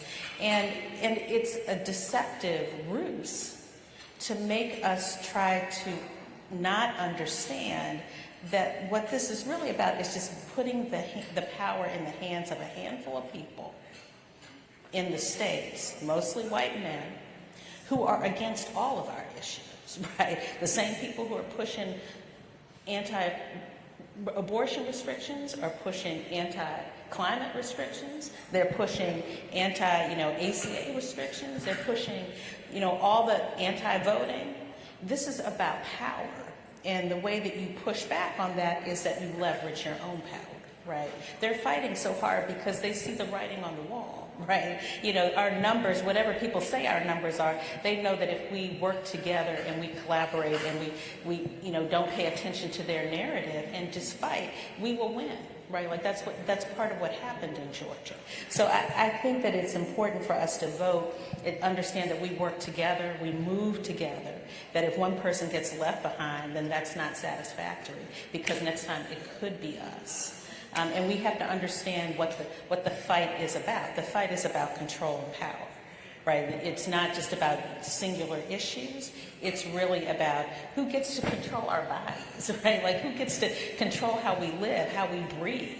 That's what the fight is about, and we have to be clear about that. And I think if we are clear about that, if we get out of our silos and we work together, we can accomplish meaningful change.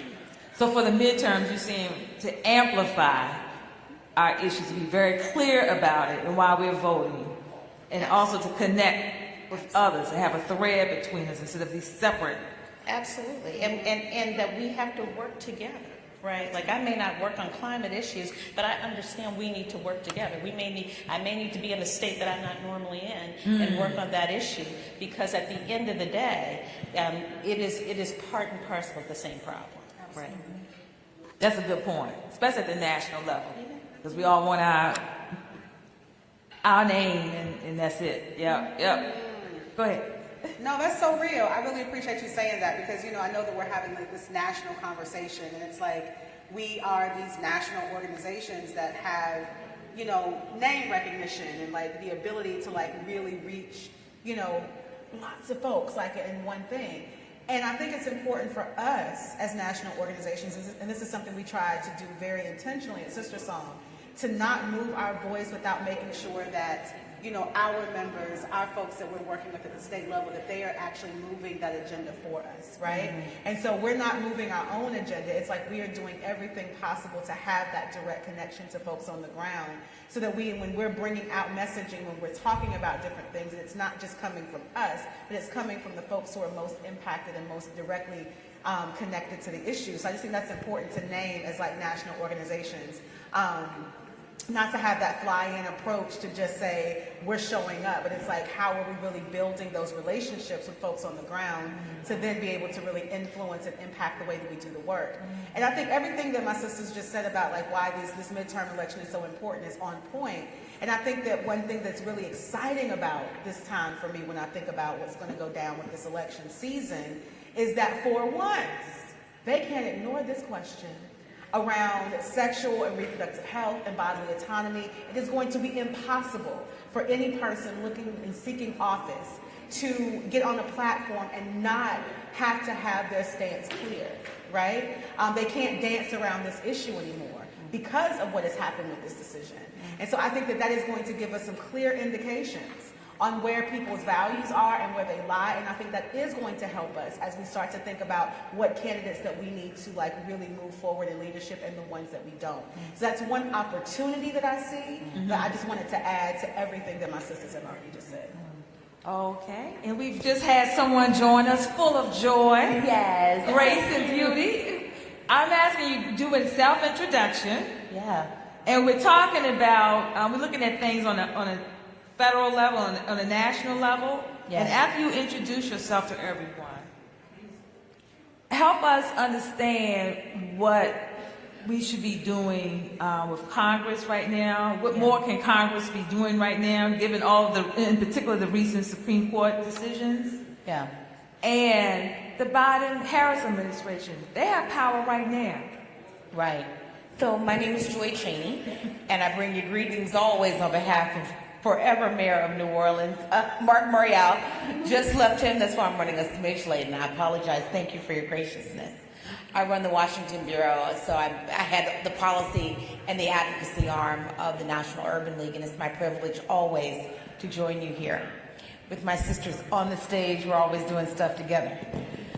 So, you know, in terms of what Congress should be doing, they got to get rid of the filibuster. I mean, period. And so you might say, well, what does that have to do with abortion? What does that have to do with voting rights? It has everything to do with it.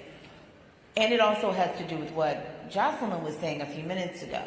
This is really about a minority population, a minority group, trying to make sure that they can counteract and that they are using the levers of power in Congress, in the courts, the Electoral College, to make sure that even with a minority of votes, a minority of people, that they can control. It's modern day apartheid. And we have to recognize what's going on. It doesn't really matter the topic, it matters to us.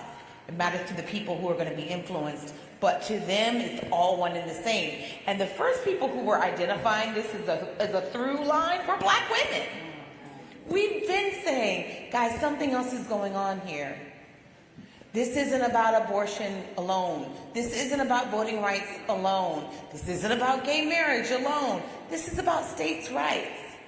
This is about trying to control, a minority trying to control what the majority does. And so we have a filibuster that means that even though we have a majority of people in Congress, we have to have a supermajority, 60 people. Where in any other place do you need 60 people to move things forward? And as Martin Luther King said, as we're saying today, the filibuster is an existential threat to democracy. We cannot, it's why we can have gun laws blocked unless you have a very benign one. Blocked is why you can have that. It's why you can have a block on the codification of Roe bill. It's why you can have a block on the voting rights bills that all of us fought so hard for. So Congress has got to figure something out around the filibuster, create a new rule about that, and we need the senators who are going to make that happen. And in terms of the president, in addition to continuing to fight for the filibuster, he's kind of allowed, a desire to see a change on specific issues, but I think we're going to have to talk about it holistically. But I think the president is also going to have to talk about what is really happening. The only people that I hear making all the connections are Black people. I'm going to be perfectly honest with you. They know it's happening. Republicans will tell you it's happening. And Black people, I include Clarence Thomas. He decided to tell us what was happening, much to their chagrin, in his concurrence. I can't. I know. And it's crazy. Black people of all stripes are just telling the truth about what's happening. We need the President of the United States to claim it and to talk about it, what's really going on, and that this is almost a modern civil war. I mean, boss up. So we need to have a talk. We need to have a talk with the president. Yeah, it's not just about each individual issue. That can divide us, because on any given topic, but a collective issue is just about. It's about the overarching strategy that's at play here. I think talking is so great. It just hit me right now. Like, I think we got to talk to the president. We got to talk to these people.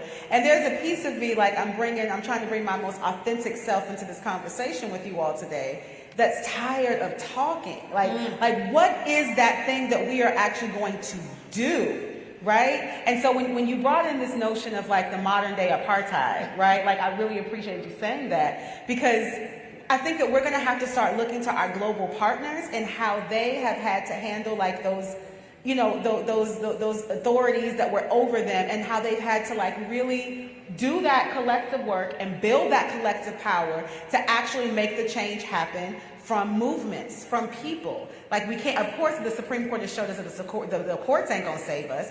We have everything showing us that the people who are in power are hands are tied behind their backs. They're not saving us. So the movement and the power is gonna come from the people. And so I also just wanted to bring that energy into this conversation, that we're not going to win this fight by policy alone. Mm-hmm. We're not going to win this fight by voting alone. We're going to have to put that people power behind it and that movement building power behind it, so that they can actually know that we are for real. And you cannot deny the power of the people. Like, when you see that en masse, when you see that collectively, there's no denying that. And we've seen the pictures globally of when there are millions of people in the street together, right?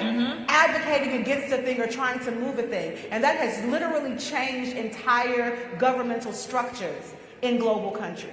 We have to think about what that means in the United States of America too. I agree. Street heat. That's what I call it. Street heat. Come on. We need a lot more street heat. But you asked about Biden and Harris. And my mind is sitting here thinking, what could Joe Biden do? And I'm stuck, so I'm going to park that one. But I do think that Vice President Kamala Harris can show up hard as a sister, right?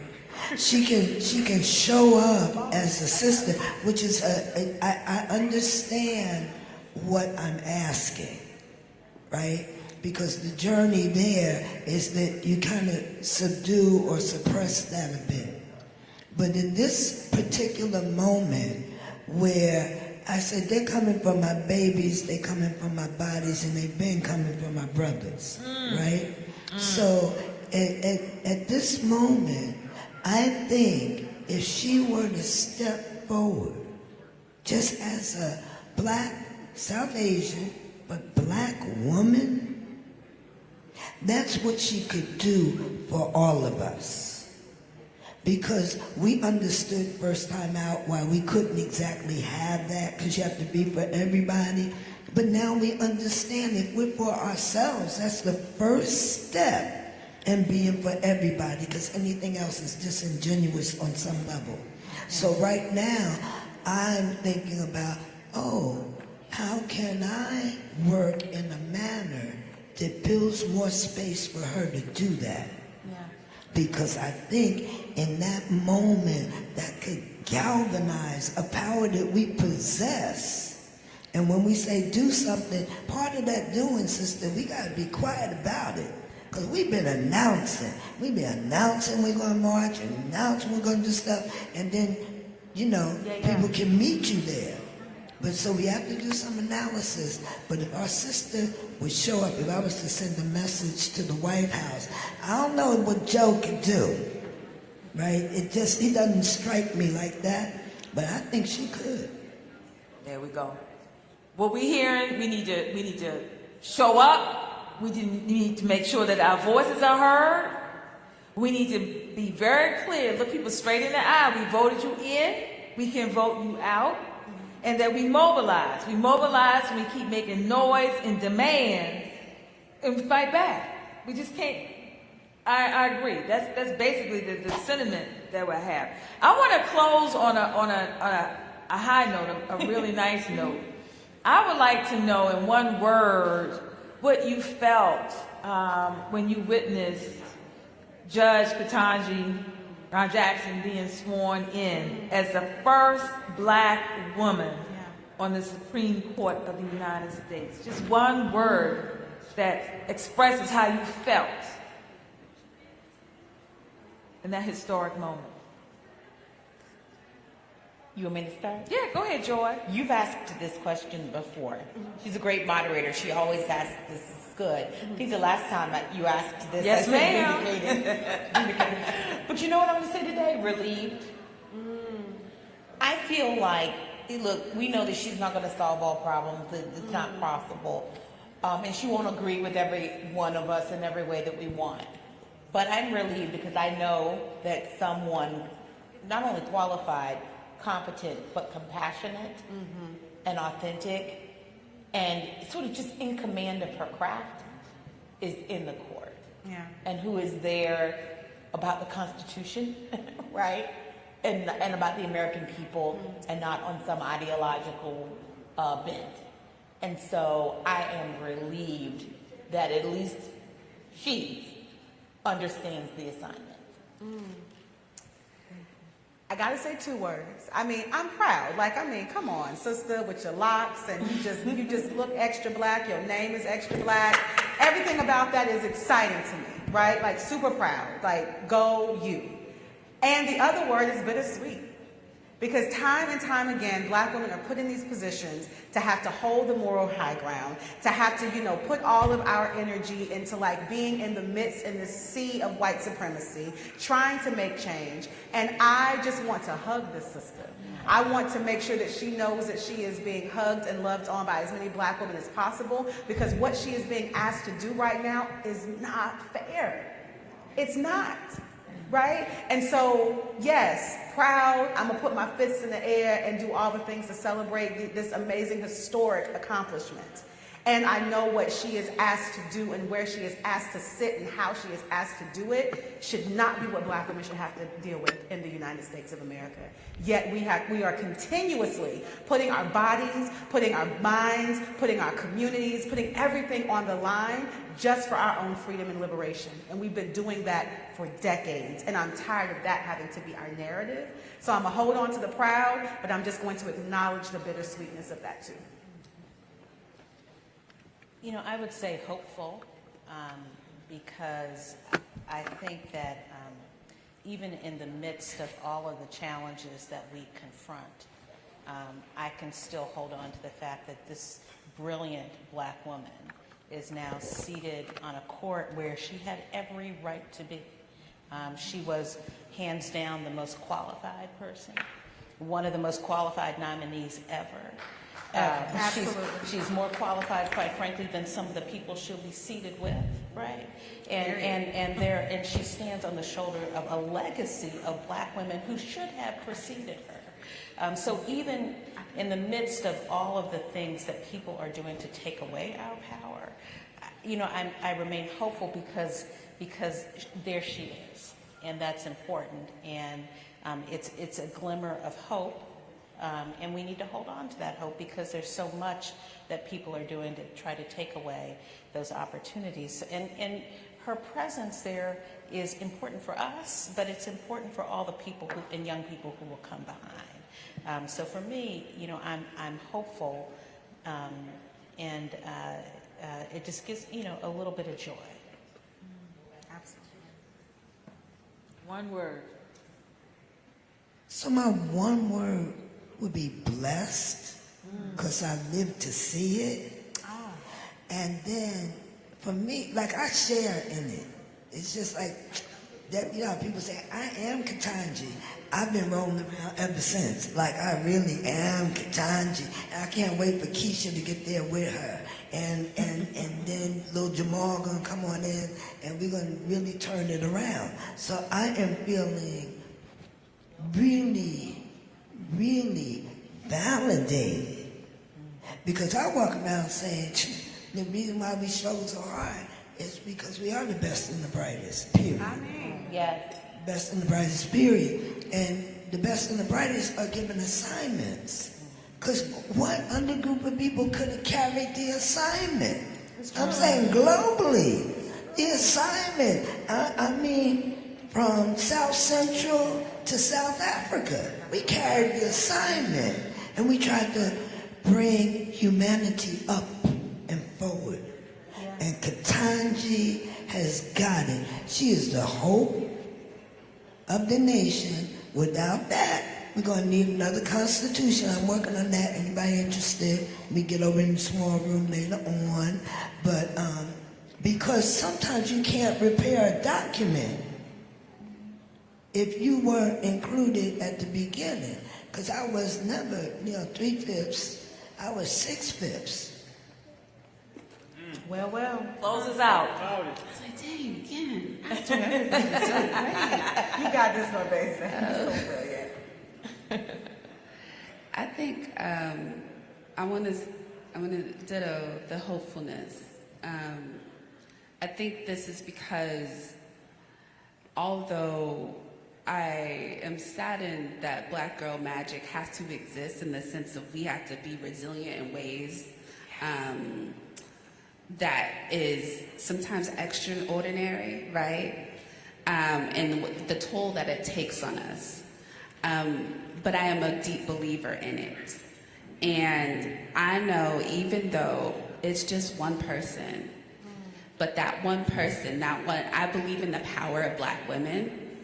And that one person, even though it's not going to radically change the court, to have that voice in there, to have representation in there, to have somebody who can bring voice to the natural hair conversation or whatever we need to have a conversation is hopeful for me. And that it will send a message, and it does send a message to a whole bunch of generation of folks to say, I think I can be there too. Well said. Well said. Yeah. Well, thank you everyone for being with us today and closing out, helping us close out today with this final power table talk of the National Coalition of Black Civic Participation signature program, Black Women's Roundtable. Our leader, Melanie Campbell, would you like to say a few words as we close out for the day? Our leader is coming up. She's going to say a final close out. And thank you so much. Thank you so much. Thank you, Delisa.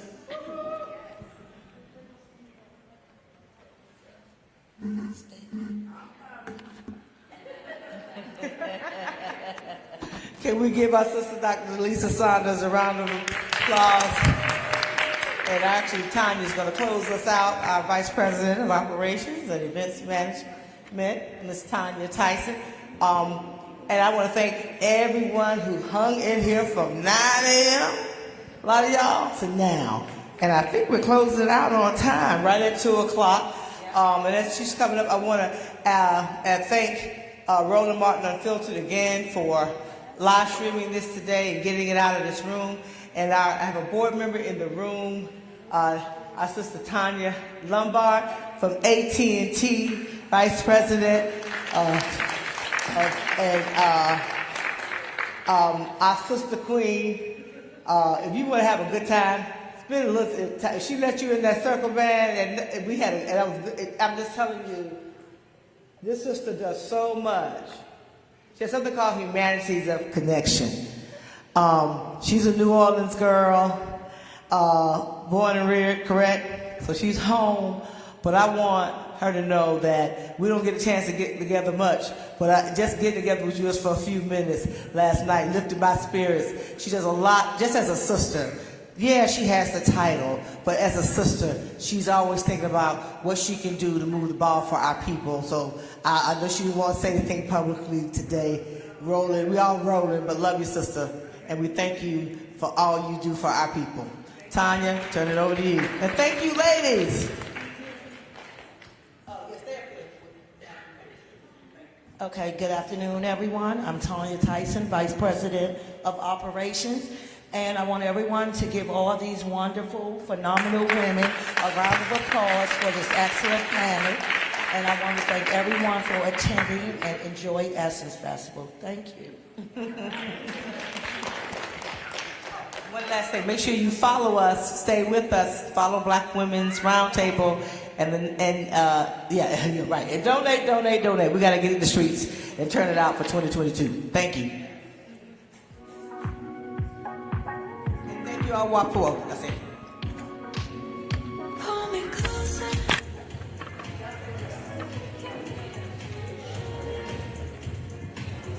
So we're going to do a few interviews real quick. We're going to do a few interviews real quick. Okay. Over there.